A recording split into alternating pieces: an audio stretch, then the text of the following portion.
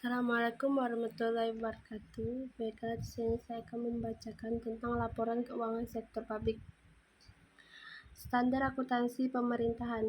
Standar akuntansi pemerintahan atau SAP adalah prinsip-prinsip akuntansi yang diterapkan dalam menyusun dan menyajikan laporan keuangan pemerintah. Dalam pasal 1 ayat 11 PP nomor 71 tahun 2010 tentang SAP yang menyebutkan bahwa sistem akuntansi pemerintahan adalah rangkaian sistematik dari prosedur penyelenggara, peralatan, dan elemen lain untuk mewujudkan fungsi akuntansi sejak analisis transaksi sampai dengan pelaporan keuangan di lingkungan organisasi sektor pemerintahan.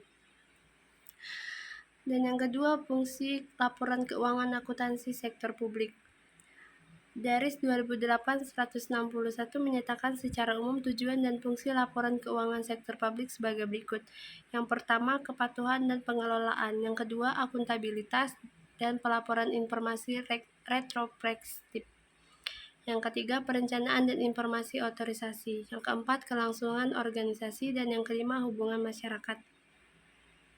Karakteristik akuntansi sektor publik. Menurut Mardiasmo 2009-167 menyebutkan 5 karakteristik akuntansi sektor publik, yaitu yang pertama, pemerintah tidak berorientasi laba. Yang kedua, pemerintah membukukan anggaran ketika anggaran tersebut dibukukan. Yang ketiga, dalam akuntansi pemerintahan dimungkinkan mempergunakan lebih dari satu jenis dana. Yang keempat, akuntansi pemerintahan membukukan pengeluaran modal seperti gedung dan kendaraan dalam perkiraan neraca dan hasil operasional. Dan yang kelima, akuntansi pemerintahan tidak mengenal perkiraan modal laba yang ditahan di neraca. Selanjutnya, laporan keuangan pemerintah daerah. Pengguna laporan keuangan pemerintah daerah adalah yang pertama masyarakat, dan yang kedua para wakil rakyat, lembaga pengawas, dan lembaga pemeriksa. Yang ketiga, pihak yang memberi atau berperan dalam proses donasi, investasi, dan pinjaman. Yang keempat, pemerintah. Peranan dan tujuan pelaporan keuangan pemerintah daerah.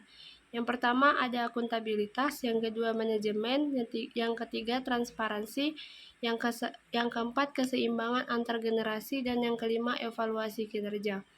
Adapun komponen laporan keuangan pemerintah daerah, yang pertama laporan realisasi anggaran atau LRA, yang kedua laporan perubahan saldo anggaran lebih atau laporan perubahan SAL, yang ketiga neraca, dan yang keempat laporan operasional atau LO, yang kelima laporan arus kas atau LAK, yang keenam laporan perubahan ekuitas atau LPE, dan yang ketujuh catatan atas laporan keuangan atau CALK. Adapun karakteristik kualitatif laporan keuangan pemerintah daerah, yang pertama relevan, yang kedua andal, yang ketiga dapat dibandingkan, dan yang keempat dapat dipahami. Sekian penjelasan dari saya. Assalamualaikum warahmatullahi wabarakatuh.